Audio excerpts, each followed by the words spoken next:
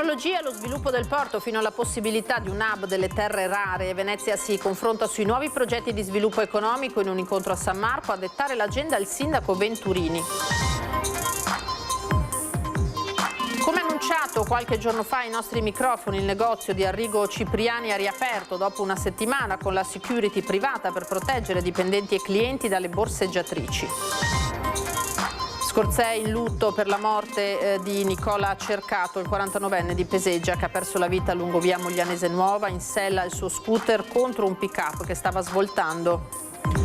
Dopo l'appello di un telespettatore che si occupa di tematiche legate alla disabilità, siamo tornati in quartiere Pertini a Mestre per vedere lo stato del montascale bruciato, il comitato a disposizione per aiutare l'anziana disabile.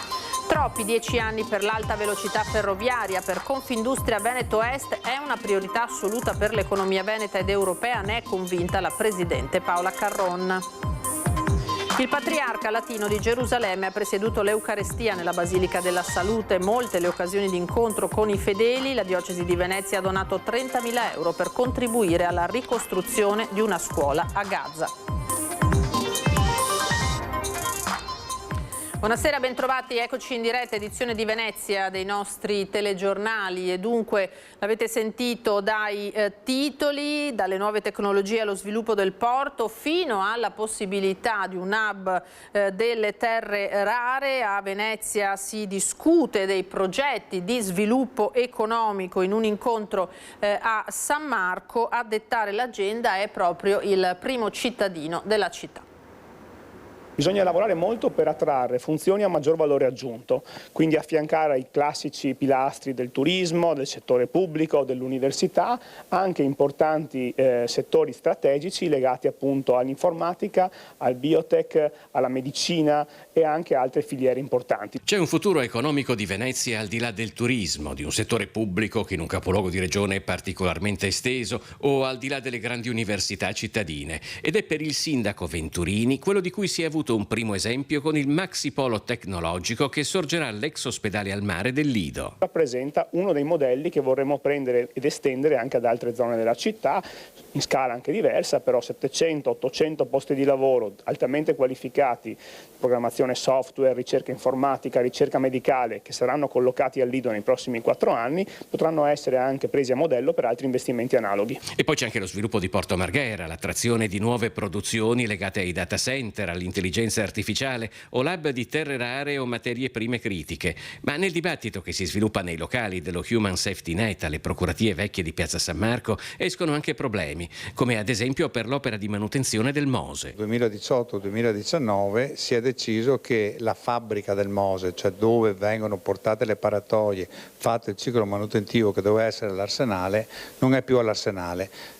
E non si è detto dove si fa. Senza questo è praticamente impossibile fare 8-9 paratoie all'anno e quindi in un decennio fare il ciclo. Fare la manutenzione è fondamentale, ma serve anche un'infrastruttura necessaria e che serve un investimento, quello che stiamo cercando. Nell'ambito dello sviluppo economico c'è poi un'arma in più che Venezia, attraverso la sua notorietà, la sua storia e la sua bellezza, si può giocare. Le fondazioni internazionali che stanno aprendo a Venezia danno una proiezione di Venezia nel mondo che va coltivata, va anche utilizzata per attrarre anche altri tipi di investimenti grazie al soft power che deriva da questo tipo di presenze.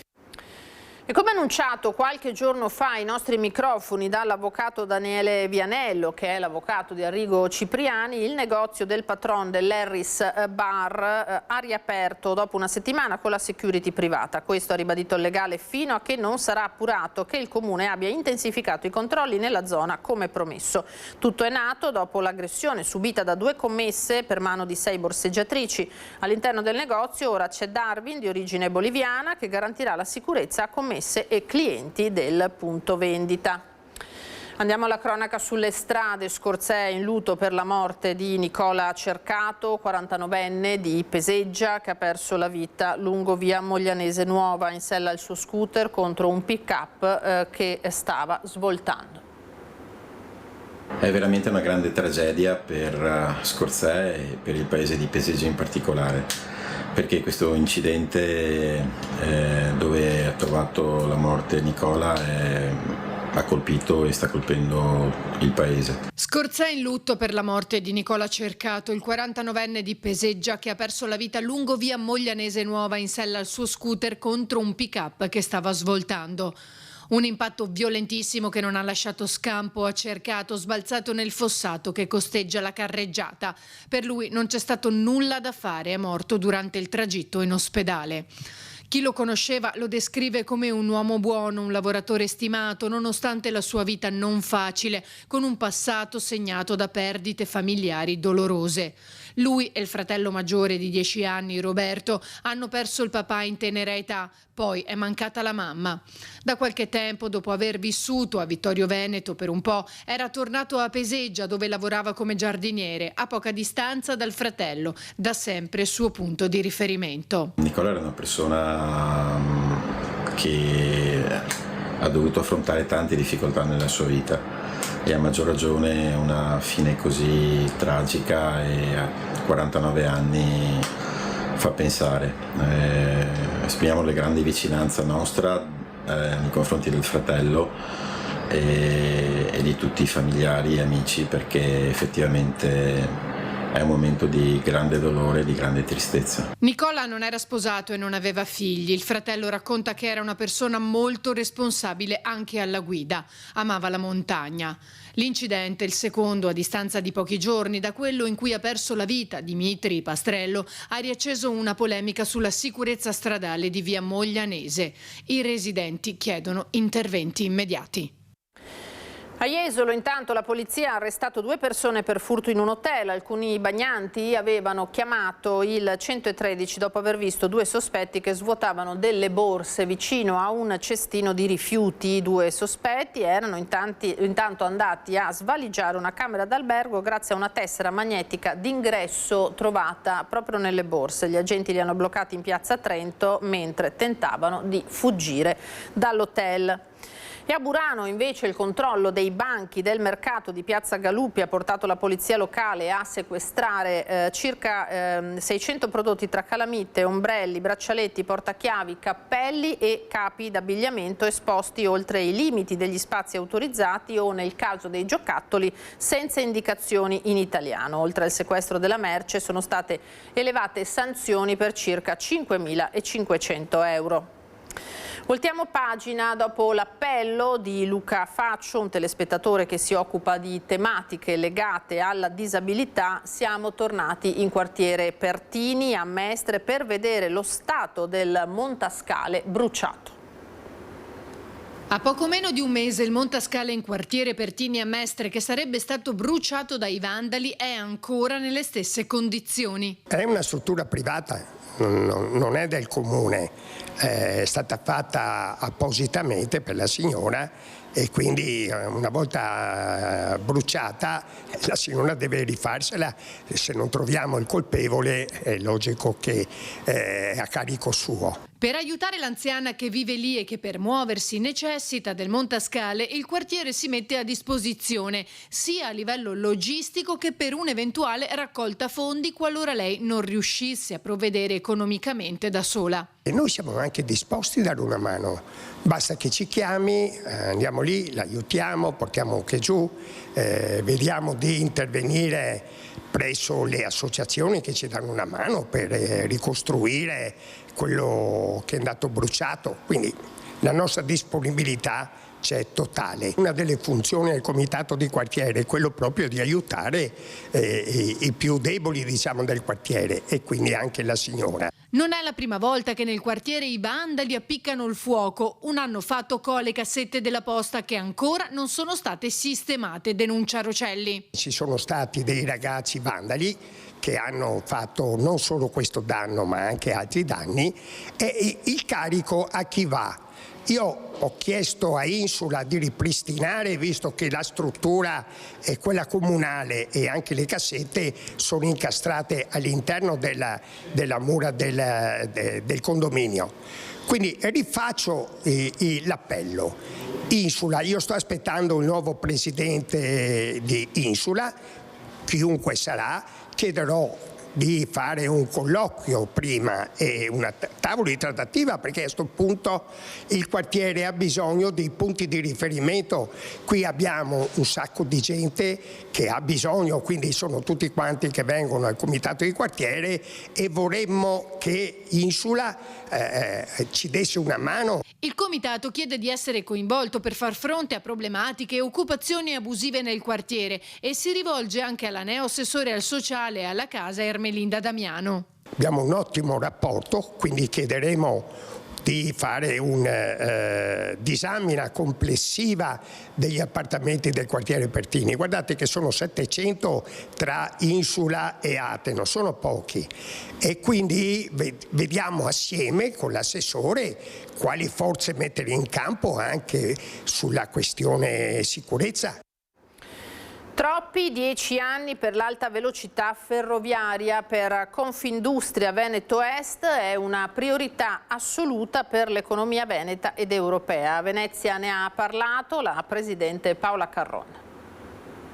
Una regione come il Veneto, che tanto ha dato a livello nazionale, anche incidendo molto sul PIL, diciamo che non essere attraversata dall'alta velocità è un tema centrale per noi, perché oggi stiamo parlando di competitività e questo tema incide molto. È una richiesta, è un'esigenza, oggi una necessità per le nostre imprese. La previsione di completare l'alta velocità ferroviaria in Veneto fra 10 anni e forse più è inaccettabile, del tutto inconciliabile con la rapidità della competizione e dei mercati. E la rivolta di Confindustria Veneto Est contro i tempi di realizzazione di un'opera strategica, i cui ritardi, affermano gli industriali, hanno già generato costi economici rilevanti e ridotto la capacità competitiva del Nord-Est. Un'opera che arriva in ritardo e la conclusione produce meno crescita, meno export e meno attrattività. Questa è una regione che genera 80 miliardi di export, è il 40% del PIL regionale, quindi c'è una forte vocazione da parte delle nostre imprese verso l'export, e soprattutto il Veneto è una regione dove il rapporto tra PIL e industria è del 27%, più alto della media nazionale. È evidente che una regione così vivace, ricca nel tessuto di grandi e piccole aziende, abbia bisogno di un'infrastruttura moderna. Investendo nella logistica, secondo Confindustria si potrebbe far crescere dell'1% il PIL sia in Italia che in Veneto. La richiesta è quindi quella di un'accelerazione concreta per completare l'alta velocità, che è una priorità assoluta non solo nazionale ma europea, in quanto asse strategico del corridoio mediterraneo. Oltretutto la lista di infrastrutture da rimettere a posto in questa regione è ancora più ampia e parte dalla Romea. Pensiamo al futuro dell'ospedale e quindi al potenziamento della 308, al collegamento della 308 con la Pedemontana, per dare anche libero sfogo a tutta quell'alta padovana che è bloccata, perché ovviamente non possiamo chiedere che venga messo mano anche alla Valsugana, quindi è evidente. Poi c'è il tema della Valdastico Nord, che potrebbe essere interessante come flusso nord-sud anche in funzione del porto e degli interporti di Padova e di Verona. Andiamo adesso alla 2 giorni veneziana del cardinale Pizzaballa, che ha presieduto l'Eucarestia nella Basilica della Salute. Come è stato celebrare qui alla Salute la Chiesa di tutti i veneziani? Beh, è stato emozionante, ne ho sentito parlare tanto storicamente, ma era la prima volta che entravo e che celebravo. Il suo pensiero su Venezia, come anche l'ha accolta?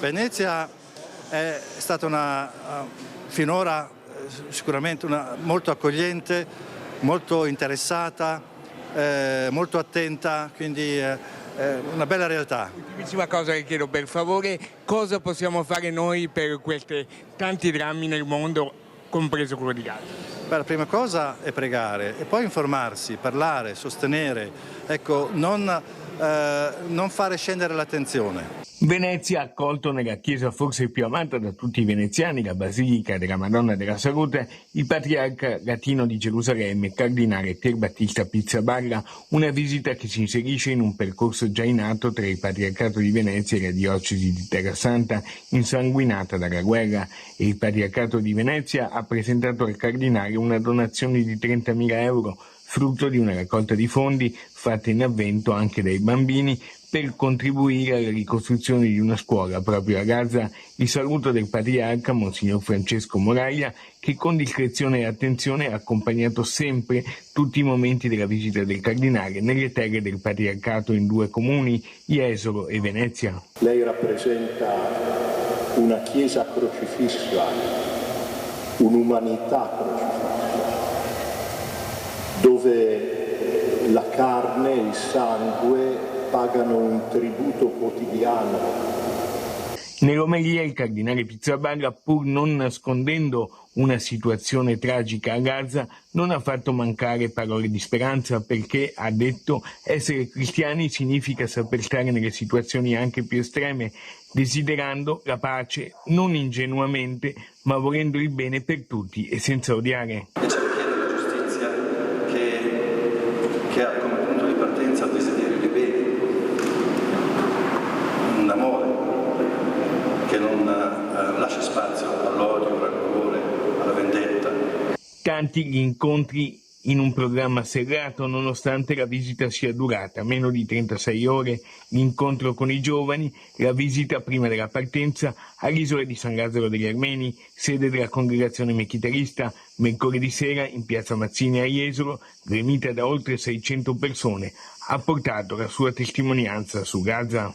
Con occasioni come queste dire che non siamo solo un grande centro turistico, ma anche un luogo che pensa, che riflette, che dialoga e che vuole appunto aumentare la coscienza collettiva di chi lo vive il territorio, ma anche di chi lo visita, quindi davvero un'esperienza importantissima e un'emozione accogliere il cardinale Pizzaballa.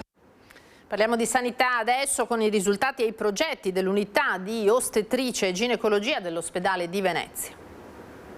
Un considerevole aumento dell'attività chirurgica che registra un più 70% e una rete stretta di collaborazione con la sanità territoriale e con gli altri reparti del Dipartimento. Si possono riassumere così i risultati dell'ostetricia e ginecologia dell'ospedale di Venezia, che vede anche una sensibile riduzione dei parti cesarei, scesi dal 25 al 14%, conseguendo l'obiettivo per i punti nascita con meno di 500 parti, fissato al 15%. Una riduzione importante di cesarei, perché oggi siamo al 14% sui parti che vanno al parto cesareo. C'è stata una forte riduzione rispetto all'anno precedente, agli anni precedenti, frutto di un gran lavoro grazie all'arrivo dal 1° gennaio del nuovo direttore, il dottor Vanin, che ha lavorato molto sull'intera equipe, ridefinendo e rivedendo protocolli e percorsi e facendo audit costante su tutti i casi che invece necessitano di un parto cesareo. Dipartimento dove aumentano in modo estremamente significativo gli interventi realizzati con tecniche mini-invasive,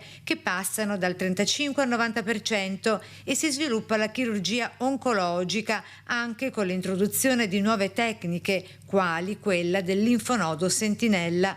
Inoltre, tra le novità più importanti in ambito ambulatoriale, l'apertura da aprile dell'ambulatorio per le gravidanze a rischio, che ora opera in collaborazione con la sanità territoriale in stretta sinergia con l'ostetricia e ginecologia dell'ospedale di Mestre, come spiega lo stesso primario Vanin, giunto dalla precedente esperienza dal Friuli. Stiamo cercando di creare finalmente una rete che dal territorio convogli tutte queste pazienti verso il nostro ospedale, che noi naturalmente prendiamo in carico, seguiamo per tutta la gravidanza e decidiamo il timing del parto, e soprattutto ci prendiamo anche la responsabilità di quelli che possono essere i limiti di una nostra struttura, inviandole poi eventualmente, se dovessero esserci patologie maggiori, verso il lab di riferimento che è l'ospedale di Mestre. Tra i progetti in via di realizzazione, infine, il primario Vanin cita l'ambulatorio di isteroscopia, che punta alla diagnosi precoce per le patologie neoplastiche, e l'ambulatorio di uroginecologia per la cura dei disturbi della minzione e dei difetti del pavimento pelvico. Ultima pagina a Malamocco adesso per l'appuntamento con una delle sagre più sentite in laguna. Con il corteo acqueo dall'isola di Poveglia fino al molo di Malamocco entra nel vivo la 225esima edizione della festa della Madonna di Marina, che raggiunge il suo culmine come ogni estate sempre la seconda domenica di luglio, quella che a Venezia anticipa la festa del Redentore. Cuore pulsante dei festeggiamenti è l'antico albergo di Malamocco, al Lido di Venezia, dove sono attese ogni sera centinaia di presenze. La festa è organizzata dall'Associazione Festeggiamenti Malamocco, presieduta dal parroco del borgo, Monsignor Cesare Zanusso, in collaborazione con la parrocchia arciprestale di Santa Maria Assunta. Tanti gli appuntamenti in programma, tra fede popolare, devozione, ma anche intrattenimento, musica e socialità. Il piatto più atteso della tradizione è senza dubbio la celebre pasta asciutta alla malamocchina. La festa prosegue da secoli grazie all'impegno gratuito di tanti volontari e residenti. C'è stato un corteo acqueo e una processione emozionante alla festa della Madonna di Marina di Malamocco. Voglio fare un ringraziamento di cuore al parroco Don Cesare, a tutti i volontari e ai fedeli presenti. Oggi ha inizio la festa di Malamocco perché Maria è entrata nel nostro cuore, nelle nostre case. Un grazie di cuore a tutti i fedeli e le famiglie presenti. Maria, Regina della Pace, questo è il titolo dato quest'anno all'edizione 2026 della festa. Tanti gli appuntamenti fino a domenica con la messa solenne alle 18:30, presieduta quest'anno da Don Gianni Fassina, la processione storico-religiosa per le strade del borgo. Era l'ultimo servizio, io vi lascio ora le previsioni del tempo, poi l'edizione di Treviso. Una buona serata, arrivederci.